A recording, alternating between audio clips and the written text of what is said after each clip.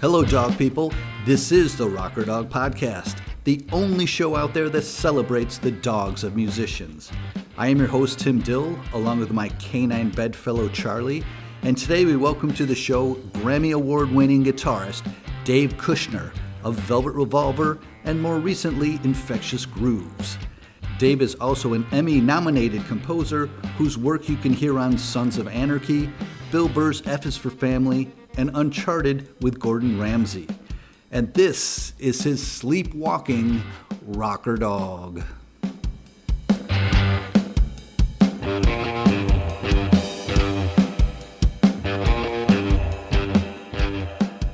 My dog is named Mochi.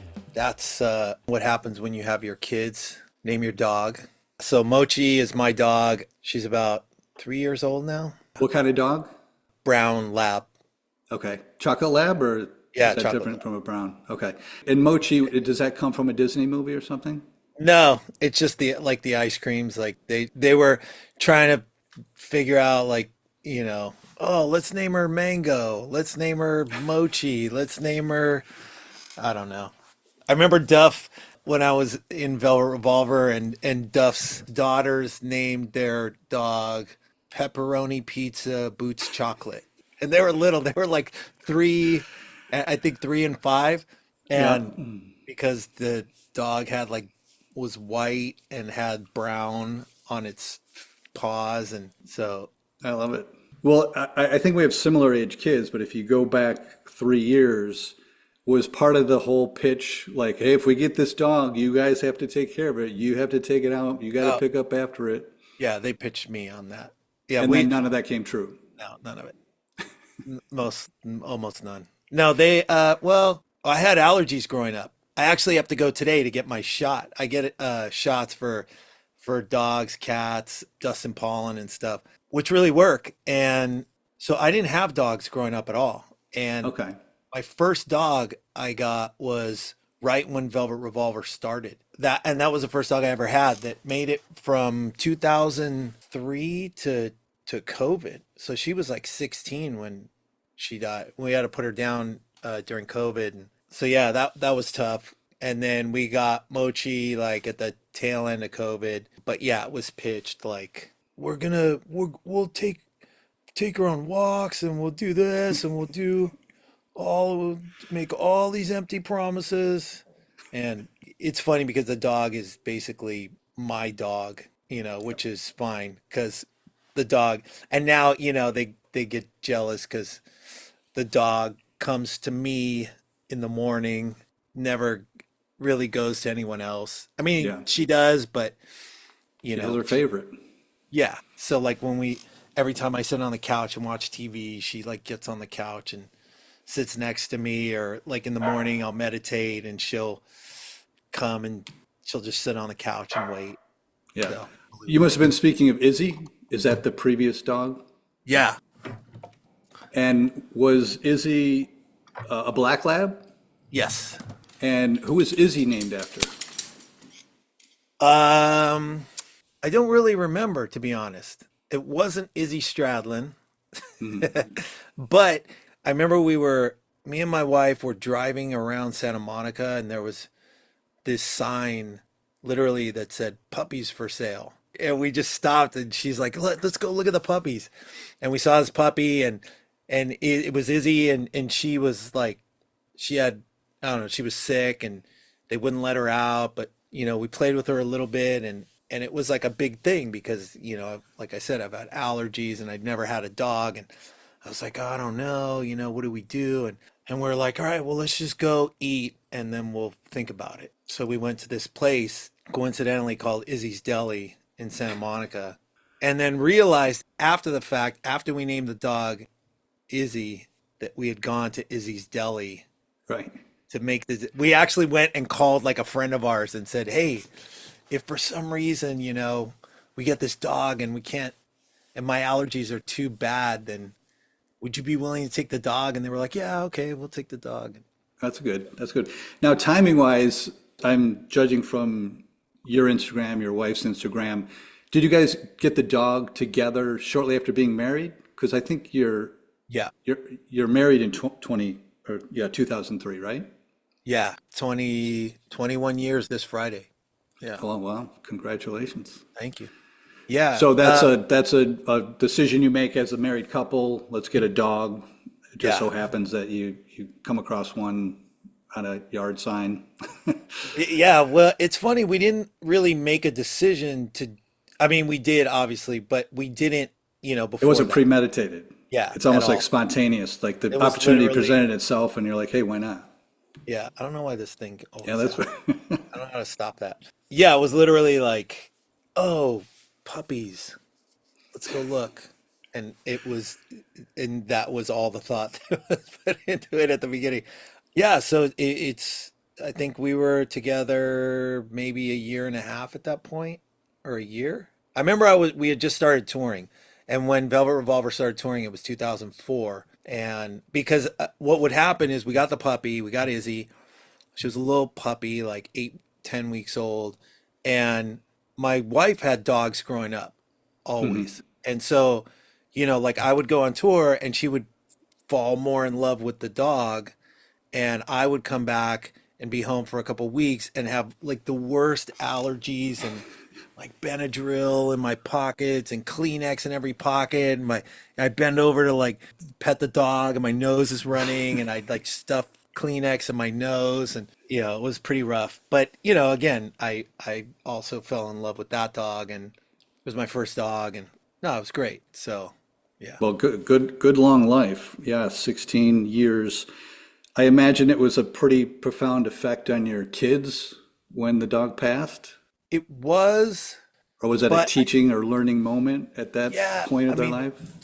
it was really hard because I think the tough thing was that we didn't know, because it was COVID, and it was like the part of COVID where you couldn't like do anything. Yeah, Like literally when we finally decided to put her down at the vet's office, like they didn't even want to let both of us in at the same time. It yeah, was like that period, and you had to wait in the car and take your dog inside, and then wait, and then they call you in, and so we like begged for just us two to be there, but it was a long like decision of looking up those people that come to your house, and right. you know they do it there, and then talking to the kids, because so I mean they were must have been around 10 and 12 then, Yeah, yeah, you know 9 and 11 or something. And it took a week or so of getting the obviously too the options were somewhat limited because of yeah, COVID. yeah. So we basically we're like, well, do you want to come with us? Do you want to be there? Do you not want to be there? Do you want to do it here? Do you want? And they were upset, obviously, but I think that with Mochi they would be more upset because they're older and they've grown more attached, because Hmm. when they were older, like around, like let's say 8 to 12, Izzy was already kind of on the old side and a little slower and whatever. Whereas with Mochi, it's like we all went together with masks on, like during COVID, like Right. towards the tail end of COVID, with some guy, and we all drove in the car home, and she was in the back seat, and we have all been there, and they've been a part of her life since she was a puppy. So I think we're all, at least they are more attached and feel closer to Yeah, that to makes sense. Mochi. Yeah. Well, on your wife's Instagram when Izzy passed, Matt Sorum replied. I had Matt on the show, so we've had a Oh, cool. conversation about his story with his dogs, his many dogs. Matt replied, "So hard losing a family member." Yeah. And I think all of us who participate in this show, there's no controversy in calling your dog a family member. Sure. And your wife replied that she remembers how devastating it was for Matt, that she remembers being on tour when his dog, Drac, I think, Yeah. passed away. And I wanted to ask you about that time because when Matt came on the show, I had read his book, and in his book, he talked about exactly what happened. That Duff told him that I think you guys were in Sweden or somewhere overseas. Duff broke the news to him that the dog had passed, and he had been, I think, 6 years sober at the time, and he ended up falling off the wagon because of that night and those emotions. I'm curious to you being part of that band, part of that behind the scenes. Was there a debate on how to handle this news? Was there a conversation, you guys, of do we tell him? Do we wait till he gets home? Who tells him? Do you remember anything about that? I don't remember that part of it. I remember everything you said. I do remember specifically like that's when he fell off the wagon and that he had 6 years at the time. And because I was on the wagon the whole time. So it was a big deal and he fell pretty hard. And I remember there was a woman that worked for him. She was taking care of the dogs. And I guess I do remember that the dog had gotten sick and something weird happened where like I think Drac got taken to the vet and they ended up putting Drac down without his consent, really, Right. without really asking him. Uh-huh. And I remember that was like kind of the thing that really was most upsetting to him, Yeah. and that really kind of he couldn't kind of wrap his head around. As far as the news, I don't remember knowing before he knew. Right. Maybe if it was Barbara, she might have called Duff first, Yeah. or maybe she called David, our manager, and said, "Hey, this happened," But I wasn't a part of that, so. Okay. But I do remember, yeah, when it happened and how he fell off the wagon pretty hard. It was super devastated. So, moving on to one of your latest gigs, Infectious Grooves. One thing I noticed is the gig posters or the art posters or the posts, that these illustrations, they always depict a dog. It's either a poodle or a pit bull or a Yeah. chihuahua. And I'm curious, is there any significance to that? Do the band members, and I know, again, Jay Weinberg was on the show. We'll talk about him in a minute. Oh, yeah, But do yeah. other members have these dogs that, You know, they it's insist on being part of the poster? it's it's funny. That's all Robert, Trujillo from Okay. Metallica, and he doesn't even have a dog, but he's just into the idea of dogs and it's always like some animals. Like he's talks about hood rats and when we used to go snowboarding, we we used to go to Big Bear. This was like before I don't even think he was playing with Ozzy at the time. Or it was right around maybe he had just gotten Ozzy's band in the early 90s. And we used to go snowboarding together. We meet in the morning and then we'd go to Big Bear and snowboard and then come back same day.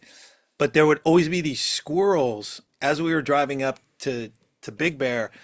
These It was weird because there was always like these super brave squirrels up in Big Bear, like once you get really far up the hill, and they would run out in the middle of the road and they just kind of look at you and stand there and you'd stop and then another one would come and they'd stare you down and then they'd leave.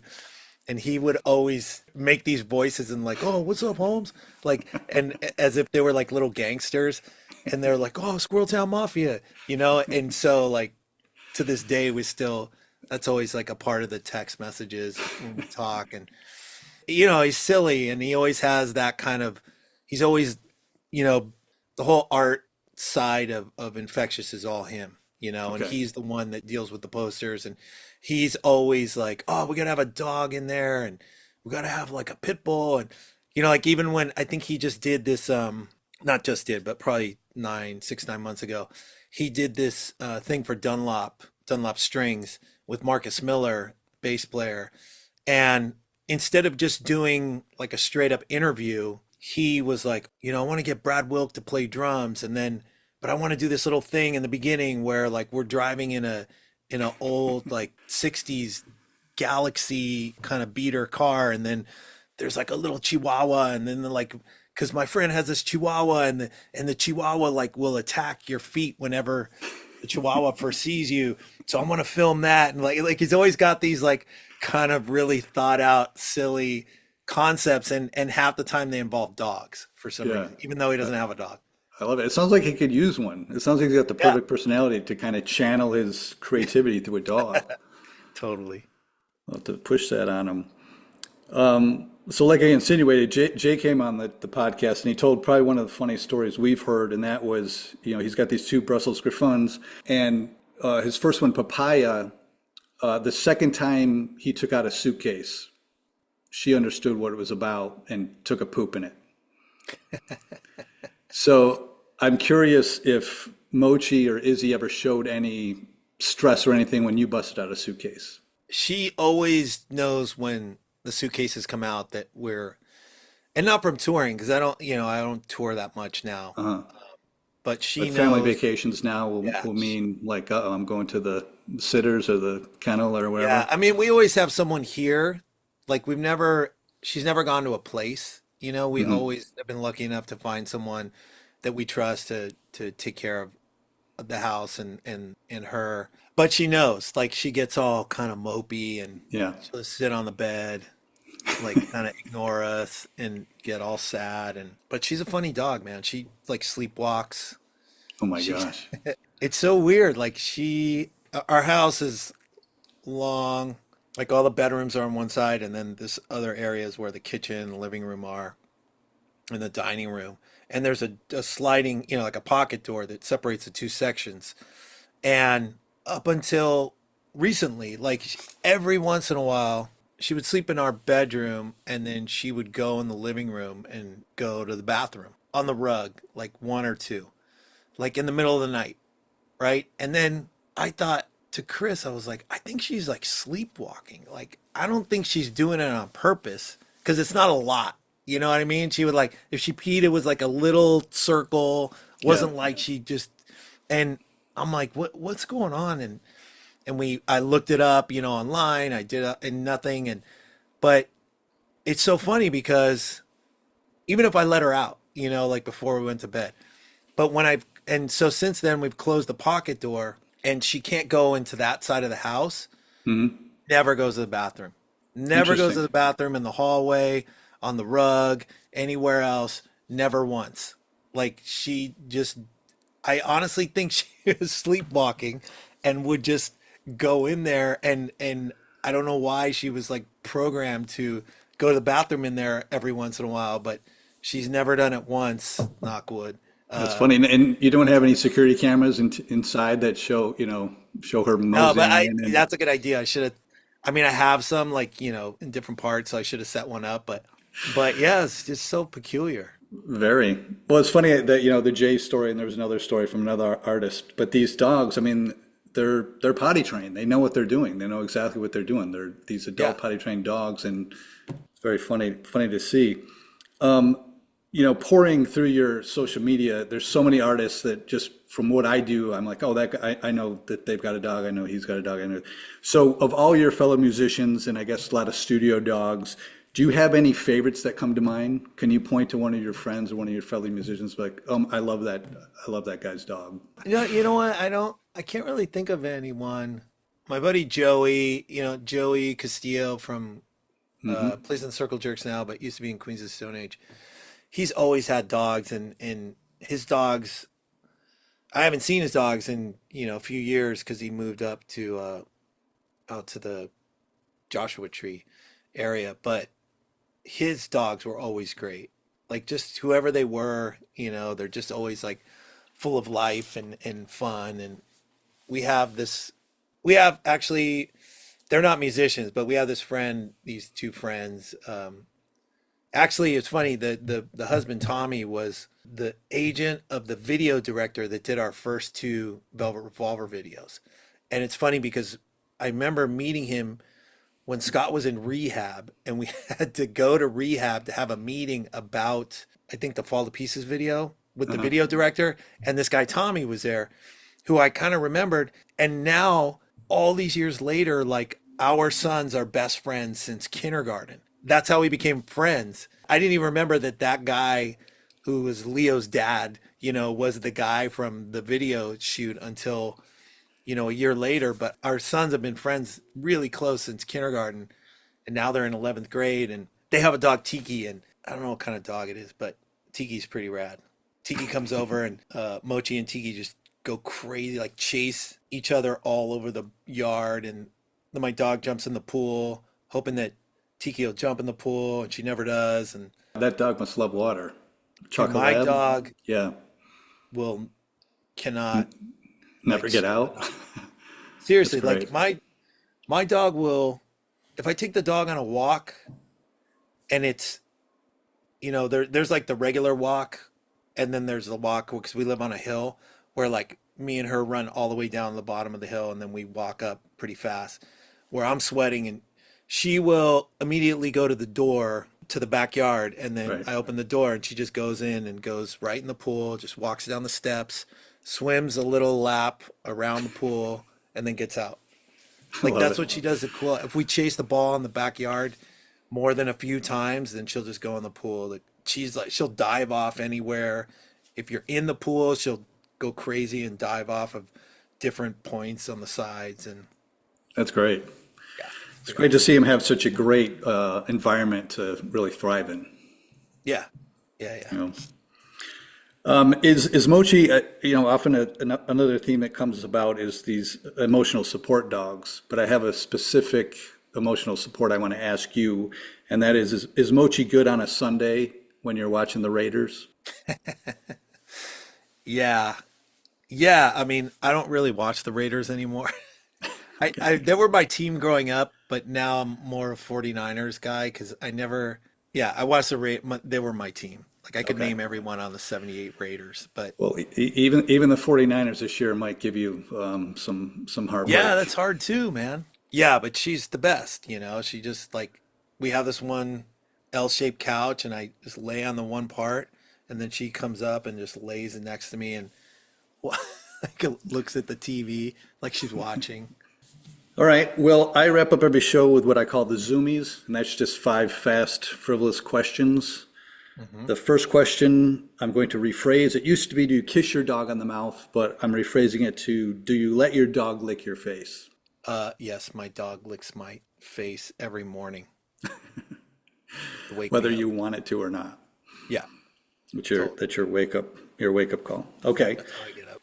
Question two, did either dogs, Izzy or Mochi, have a theme song? Like what should be playing when they walk into the room?